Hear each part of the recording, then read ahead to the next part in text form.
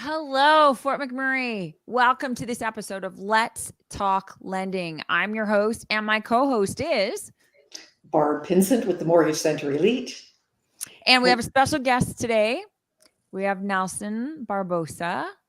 Nelson, sorry, Melanie, go ahead. No, that's okay. We're going to fully introduce Nelson in a moment. But Nelson, bear with us as we do our shtick here. But thanks for coming on the show today. Thank you so much. Thanks for having me. Okay. So, Barb, we do this 8 times a year. Why? Because we want to let everyone know what the Bank of Canada has announced in terms of what their overnight lending rate has done. So it can go up, it can go down, it can stay the same. And we just report on that. Right. Okay. And so what happened? Drum roll. It did go up. Not as much as we expected that it would go up. I was pleasantly surprised, almost joyful, and that's strange, right? It did go up by 0.5 percentage point, but speculation was it was going to be increased by about 0.75 point. So yeah, that it wasn't that high is a good thing. Still not where we're needing to be in terms of inflation, but I'm hoping they're just seeing a little bit of the light and they're given some time.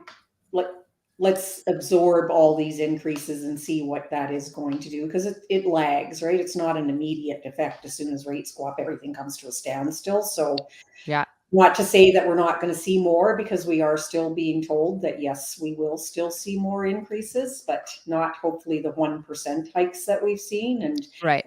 Once this starts to do what it is they intend for it to do, then hopefully on the other end of things, we'll see rates come back down again. Right. And that's what we're really hoping for. So there's one more date, and that's in December. So we've got our fingers crossed for that. And really, just to put it in financial perspective, Barb, I read that it's $30 for every $100,000 on this rate hold hike. If you've got a variable rate mortgage with an adjustable payment, that's about what it looks like. So for anybody in a fixed rate, it doesn't have an impact on them. But variable rate holders with adjustable payments, for sure, it affects. Yeah. Awesome. All right, Barb, please introduce our guest today.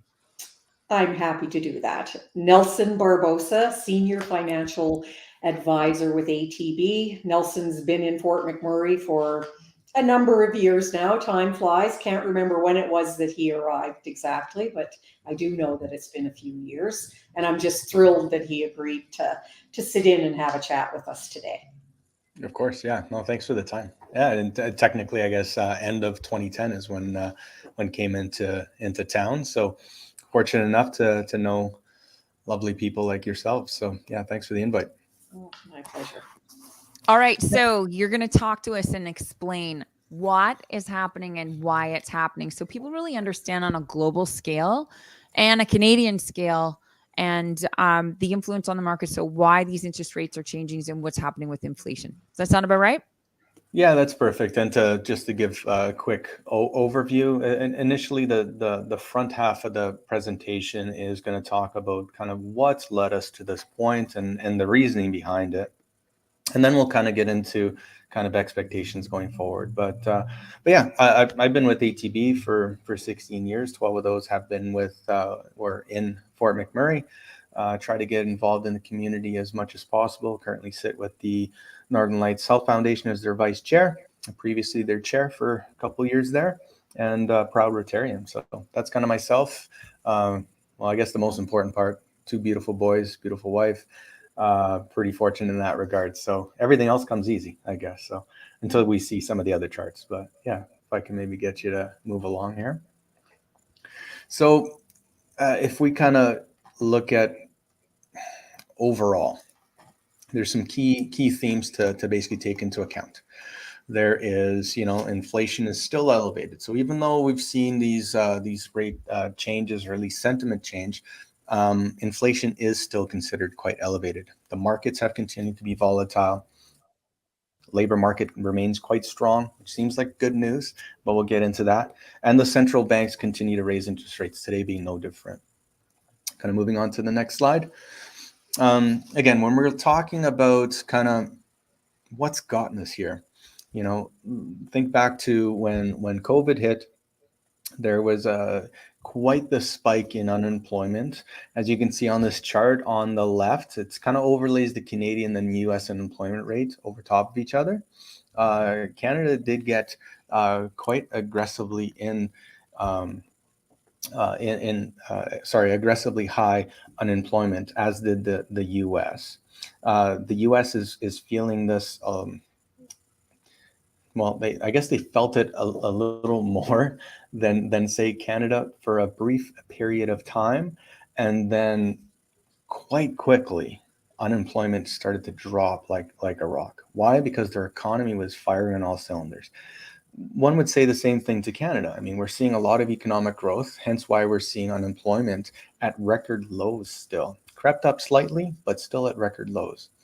The slide on the left, or sorry, on the right, is depicting the U.S. labor market, and I showed this one because it's more pronounced than what we see in Canada, but very similar. So as you can see, the job openings have outpaced the actual unemployed people out there. So that leaves quite the gap. And what ends up happening is we have a lot of wage increases in those scenarios, which sounds great. I mean, for you and I, it's fantastic. Everybody wants to make more money, but that's more pressure on a lot of these businesses, and actually starts to hinder forward-looking economic growth, right? So moving on to the next slide, please. This kind of talks more with regards to that conversation of wages. Again, fantastic that our wages are going up as a general populace, but we got to remember that green line shows your CPI numbers in the US. And again, very similar. What is that? Like, you got to speak English. What is CPI? So think of it as the inflation, as prices going up in everyday life, right? So there's various levels of inflation.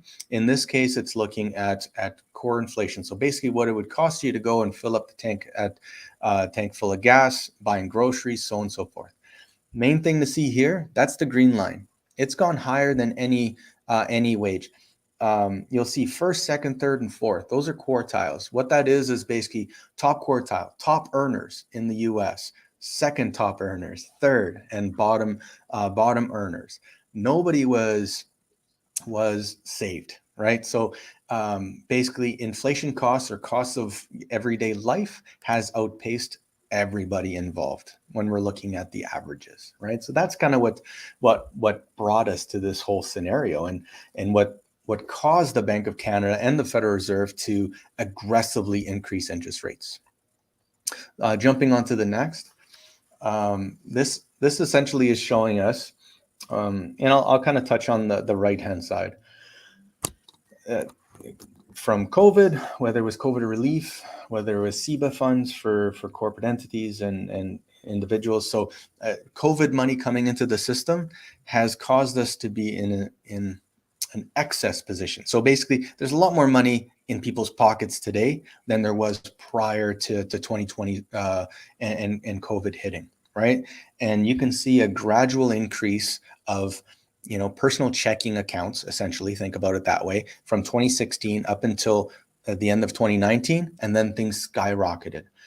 This, in essence, shows that the government's kind of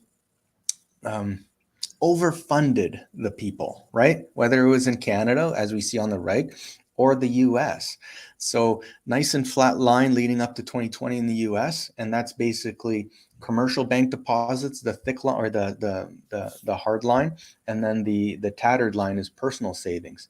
Even though both of those are starting to come down because people are using those excess funds, it's still well ahead of where it should be if we kind of kept that line nice and flat. So a lot more money in people's pockets, hence why, even though inflation and prices are through the roof, people are still able to keep their everyday life moving forward as they did in the past, which it becomes kind of a self-fulfilling prophecy, right? Everybody keeps paying for the expensive avocados. Well, avocados ain't coming down if you're willing to pay the money for them, right? So it's kind of one way to look at it.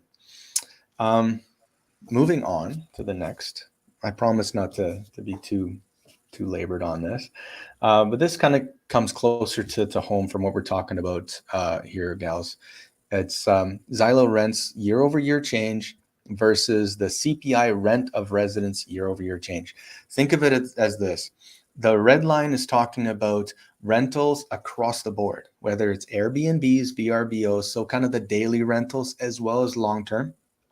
Whereas that CPI rent of residents, that's for the individuals living, not just vacationing, right? So it's the monthly, the annual rental scenario. So we're noticing that kind of rental for life, as not vacationing, that line is starting to go up, meaning it's costing more. Whereas the VRBOs that which traditionally are a lot more expensive, at least for those that are doing the renting, is starting to come down. It's getting very close to being an inflection point. And once the daily piece starts to go below that everyday rental, we generally start to see some downward pressure on the real estate market, at least for that rental side of things. So again, this is very very necessary for this conversation, given that we're talking about the real estate market as well as what's happening with mortgages.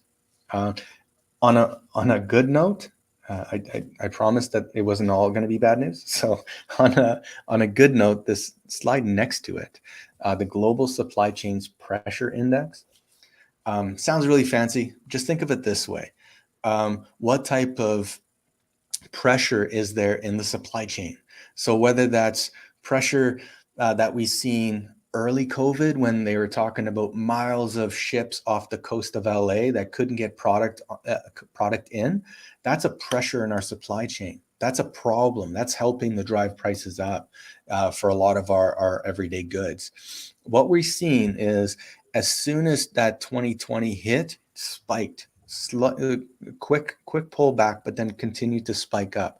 We're at the position now where we're starting to get pretty close to where we were prior to 2019 rates, which is beautiful. It just basically means that we're not having to deal with the lag. Yeah, there might be some hiccups on the manufacturing side, but lagging because we can't get enough axles on the road to ship stuff by road, or enough ships or sea cans to get stuff across the ocean or planes, that is becoming less and less of a hindrance, right? So that's good news when we talk about inflation. And again, one of the reasons that we're starting to see inflation start to creep down, why? Because there isn't that additional costs associated with it. And then for the actual moment at hand, the next slide talks about rates rising. So since this whole scenario of COVID and kind of the slowdown we've seen in the market that's come along with it, up until yesterday, we've seen 300 basis points increase, which it's basically 3%. Think of it that way. So now, as of today, we're looking at 350 basis points, so 3.5% increase since rates started to rise. Canada doesn't have the same type of forward outlook as, say, the Federal Reserve in the U.S., but this kind of gives us a good segue of, okay, where are we now with regards to mortgage rates, which are tied directly to the Bank of Canada rate, as Barb mentioned earlier, and where are we historically? I mean, we're not that far off. If we look back to even 2009, 2008, after the financial crisis, we're pretty close in line with those type of rates. And it's easy for us as consumers to say, well, my mortgage used to be 2% or sub 2%, and that's what I expect. But looking at the long-term picture, just looking back to the early 90s, not even kicking into the 80s where things were really fun, just looking over this short period of time, as this chart does, still puts us in a very reasonable cost for home ownership, right? And moving on to the next slide, Melanie, if you don't mind. This is specific to the Federal Reserve, so the U.S. Federal Reserve. Again, as I mentioned, Canada doesn't have, it's actually something that might be changing in the next couple of months, where they're going to request that the Bank of Canada divulge a lot of those conversations and what's actually happening behind the scenes, because that's what allows for these type of rate forecasts. So what I've included is the Federal Reserve's rate forecast, and it's basically saying that the only thing on the table for potential increases is early 2023. More than likely, rates are going to stay are going to creep up earlier into 2023, and then the highest margin or the highest probability the year after is for it to stay this at the same rate. So basically anticipating that rates are not going to go up after 2023, but more than likely are going to actually start pull back to the tune of about a 1.5%. Right. And Canada is in the same type of scenario. So up until yesterday, as Barb mentioned, the anticipation was a 0.75 basis point increase, so 0.75% increase. They increased to 0.5 because the economy was starting to slow down. All right. And we were starting to see inflation creep down, so costs coming down. And we're starting to see unemployment creep up a little bit and the economy slow down.